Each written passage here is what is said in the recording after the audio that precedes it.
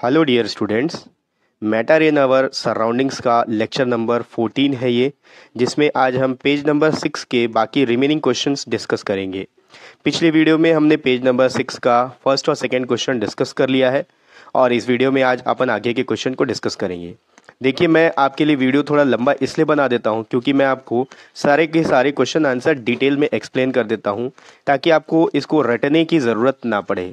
ये question answer अगर आप रट लेंगे तो शायद कुछ समय तक याद रख पाएंगे, लेकिन अगर आप इसको डिटेल में समझ लेंगे तो आप अपने वर्ड्स में कभी भी इन फ्यूचर कभी भी इन आंसर्स को अपने वर्ड्स में लिख सकते हैं। इसलिए मैं आपको डिटेल में एक्सप्लेन करता हूँ और वीडियो थोड़ा सा लंबा हो जाता है। ठीक, तो चलिए स्टार्ट करते हैं। क्वेश्चन नंबर 3 देखते हैं पेज नंबर 6 का। क्वेश्चन नंबर 3 में आपको बोला है गिव रीजंस। आपको कुछ स्टेटमेंट दिया हुआ है, उसका क्या रीजन है ये आपको बताना होगा। तो थर्ड क्वेश्चन का जो पहला प्रॉब्लम है, पहला आपको दिया हुआ sentence, a gas fills completely the vessels in which it is kept. देखो, किसी भी वेसल में जब आप गैस को डालते हो तो वो गैस उस वेसल में पूरी तरह से फिल हो जाता है, पूरी तरह से भर जाता है। ऐसा नहीं होता है कि कोई जगह खाली रह जाए। जब तक उसमें जगह है आप उसमें गैस डालते रह सकते हैं और जब पूरा फिल हो जाएगा उसके बाद फिर गैस उसमें नहीं जाता है। तो इसका क्या रीज़न है कि कोई भी वेसल गैस से क्यों फिल हो जाता है, कंप्लीटली कैसे फिल हो जाता है? तो रीज़न देखिए, आंसर में लिखा हुआ है, the molecules of gas have high kinetic energy due to which they keep moving in all directions. देखो, गैस के जो मॉलिक्यूल्स होते हैं, अब मॉलिक्यूल्स मतलब क्या है? उसके पार्टिकल्स। हमने पार्टिकल्स के बारे में डिटेल में पढ़ा हुआ है, तो वो जो पार्टिकल्स है वही मॉलिक्यूल्स हैं। तो गैस के जो मॉलिक्यूल्स हैं उनका काइनेटिक एनर्जी बहुत ज़्यादा होता है और वो सारे डायरेक्शन में हमेशा मूव होते रहते हैं। And hence fill the vessel completely in which they are kept. और इसी वजह से जिस भी वेसल में उसको रखा जाता है वो वेसल गैस से पूरी तरह से फिल हो जाता है। ऐसा कोई जगह बचता नहीं है उसमें कि कहीं पर गैस नहीं गया हो, क्योंकि गैस तो सारे डायरेक्शंस में मूव होता है। उसके जो पार्टिकल्स होते हैं सारे डायरेक्शंस में मूव होते हैं। आगे बढ़ते हैं, इसका अगला क्वेश्चन देखते हैं। थर्ड क्वेश्चन का पार्ट बी इसमें दिया हुआ है, a gas exerts pressure on the walls of the container. यहां बोल रहा है जिस कंटेनर में गैस रखा होता है उस कंटेनर के जो वॉल्स होते हैं उसमें बहुत ज़्यादा प्रेशर होता है। ऐसा क्यों होता है? तो इसका भी आंसर सेम ही होगा कि गैस के जो पार्टिकल्स हैं वो सारे डायरेक्शन में मूव होते हैं और जब गैस को फिल किया जाता है तो वो वॉल से जाके चिपक जाते हैं कंटेनर के वॉल से। तो देखिए आंसर में क्या लिखा हुआ है, a gas exerts pressure on the walls of the container because the molecules of the gas are in constant random motion due to high kinetic energy। देखिए, यहाँ पर भी यही चीज़ बताया गया है कि गैस के जो मॉलिक्यूल्स होते हैं उनका काइनेटिक एनर्जी बहुत ज़्यादा होता है और वो हमेशा रैंडमली मूव होते रहते हैं। देखिए, वर्ड यूज़ किया constant random motion. Constant random motion का मतलब एक ही स्पीड से वो हर सारे डायरेक्शन में मूव होते रहते हैं। These molecules constantly vibrate। और ये जो मॉलिक्यूल्स हैं आपस में हमेशा टकराते रहते हैं तो वाइब्रेट होते रहते हैं। जैसे जैसे वो जाएंगे दूर और दीवार से टकराएंगे, कंटेनर के वॉल से टकराएंगे तो वो वाइब्रेट होने लगेगा। Move and hit the walls of the container thereby exerting pressure on it. देखो, जैसे जैसे वो दीवार के पास जाएगा, यानी कि कंटेनर के वॉल के पास जाएगा, तो जैसे ही कंटेनर के वॉल से टकराएगा वो वाइब्रेट होंगे। इसी वजह से कंटेनर का जो वॉल होगा उसमें एक प्रेशर होगा। ठीक, तो आप इसका स्क्रीनशॉट ले लीजिए, फिर अपन इसका अगला क्वेश्चन देखते हैं। नेक्स्ट क्वेश्चन अपन को दिया हुआ है, a wooden table should be called a solid. Question में बोल रहा है एक लकड़ी का जो टेबल होता है उस लकड़ी के टेबल को हम सॉलिड बोल सकते हैं। ऐसा क्यों? अब अगर आपको सॉलिड के प्रॉपर्टी के बारे में पता है, उनके पार्टिकल्स के बारे में पता है, तो आप इजीली आंसर दे सकते हो। देखिए यहाँ आंसर क्या दिया हुआ है, the molecules particles of wooden table are tightly packed with each other. देखो, जो वुडन टेबल होता है उसके जो मॉलिक्यूल पार्टिकल्स जो होते हैं वो एकदम टाइटली पैक होते हैं।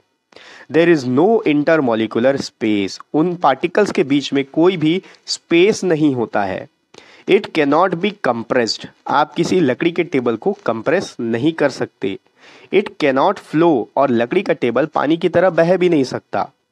All these characters are of solid, ये सारे के सारे कैरेक्टर्स एक सॉलिड में पाए जाते हैं। So wooden table should be called a solid, इसीलिए आप एक वुडन टेबल को सॉलिड बोल सकते हो। ठीक, इसके स्क्रीनशॉट ले लीजिए। अगला क्वेश्चन देख लेते हैं। Okay, next question, third question का पार्ट डी, इसमें दिया हुआ है we can easily move our hand in the air but to do the same through a solid block of wood we need a karate expert. देखिए, इसका answer तो chapter पढ़ाते पढ़ाते ही मैं आपको दे चुका हूं, फिर भी एक बार जो आंसर दिया है वो अपन देखेंगे। पहले क्वेश्चन को समझ लेते हैं। क्वेश्चन में बोल रहा है कि आप हवा में अपने हाथ को आसानी से मूव कर सकते हो, बड़े ही आसानी से अपने मूव को इधर उधर लहरा सकते हो, लेकिन अगर कोई सॉलिड ब्लॉक है, कोई लकड़ी का टुकड़ा है और उस लकड़ी के टुकड़े के आर पार अगर आपको हाथ करना हो तो आपको एक कराटे एक्सपर्ट बनना होगा। अभी कराटे एक्सपर्ट क्यों बोला है?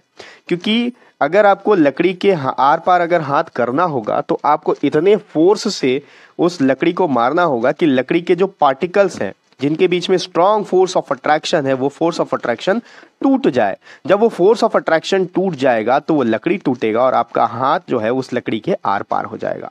ठीक है, आंसर में क्या दिया हुआ देख लेते हैं। यहां पर आंसर में बोला हुआ है we can easily move our hand in air but to do the same through a solid block of wood we need a karate expert. जो क्वेश्चन में दिया है वही चीज बोला हुआ है।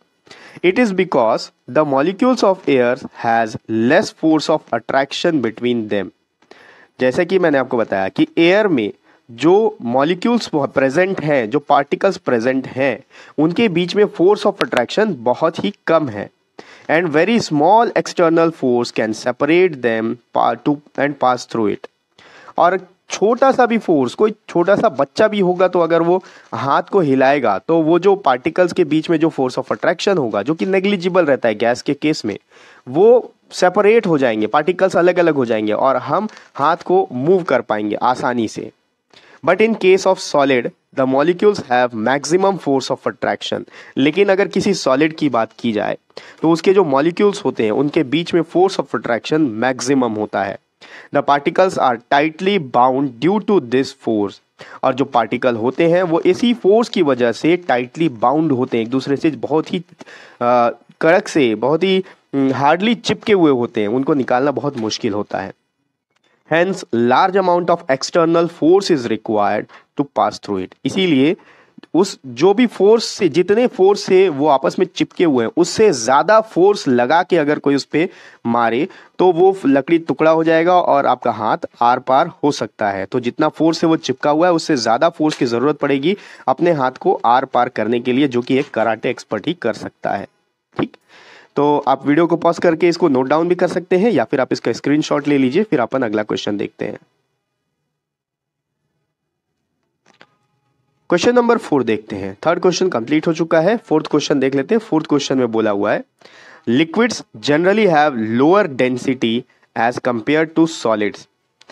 लिक्विड का जो डेंसिटी होता है वो सॉलिड के कंपैरिजन में कम होता है। But you must have observed that the ice floats on water. लेकिन आपने हमेशा ऑब्जर्व किया होगा अगर किसी आइस के टुकड़े को आप पानी में डाल दो तो वो फ्लोट होता रहता है, तैरता रहता है। Find out why. तो इसके पीछे का क्या रीजन है ये आपको बताना होगा। ठीक है, तो आंसर बहुत ही सिंपल है। डेंसिटी के बारे में मैं आपको प्रीवियस वीडियो में बता चुका हूं। इसके जो फर्स्ट और सेकंड क्वेश्चन थे उसमें हमने डेंसिटी के बारे में डिटेल में पढ़ा है, डिस्कस किया है। तो अगर आपने पिछला वीडियो नहीं देखा है तो डिस्क्रिप्शन बॉक्स में आपको प्रीवियस वीडियो का लिंक मिलेगा, आप उसको जरूर देख लीजिए। तो आंसर में क्या दिया हुआ देखते हैं। Ice is a solid but its density is lower than water due to its structure. देखो, आइस तो एक सॉलिड है, उसका डेंसिटी ज्यादा होना चाहिए, लेकिन उसका डेंसिटी जो है पानी से कम होता है उसकी स्ट्रक्चर की वजह से। अब ये स्ट्रक्चर होता कैसा है देखते हैं। क्वेश्चन आंसर में आगे दिया हुआ है the molecules in ice make a cage like structure with lot of vacant spaces. देखो, जो आइस का स्ट्रक्चर होता है उसके जो मॉलिक्यूल्स होते हैं ना, वो अपने आप को इस तरह से अरेंज करते हैं जैसे कि आइस के अंदर एक केज बना हो। केज का मतलब पिंजरा होता है। अब पिंजरे में आप देखोगे तो छोटे छोटे जाली होते हैं, वेकेंट स्पेस होता है। ठीक, तो आइस के अंदर जो मॉलिक्यूल्स होते हैं वो इस तरह से अपने आप को अरेंज करते हैं कि उनके बीच में एक स्पेस बन जाता है, वेकेंट स्पेस बन जाता है। अब अगर किसी गैस से भरे हुए चीज को या स्पेस से भरे हुए चीज को अगर आप पानी में डालोगे तो फ्लोट होता रहेगा। इसका बेस्ट एग्जांपल है बलून। अगर आप बलून को पानी में डाल दो तो वो तो डूबेगा नहीं, क्योंकि उसके अंदर बहुत सारा स्पेस है और वो स्पेस क्या करता है, उसको तैरने में मदद करता है। This makes ice floats on water, और इसी वजह से आइस जो है वाटर में फ्लोट होता रहता है। तो ये पेज नंबर 6 के चारों क्वेश्चंस कंप्लीट हो चुके हैं। आप वीडियो को पॉज करके आप इसको नोट डाउन कर सकते हैं या फिर इसका स्क्रीनशॉट ले लीजिए। नेक्स्ट वीडियो में अपन आगे के क्वेश्चंस को डिस्कस करेंगे। एक्सरसाइज के और भी जो क्वेश्चंस बचे हुए हैं उन क्वेश्चंस को डिस्कस करके अपन इस चैप्टर को कंप्लीट कर देंगे। और जो नेक्स्ट वीडियो का लिंक होगा वो आपको इसी वीडियो के डिस्क्रिप्शन बॉक्स में मिल जाएगा।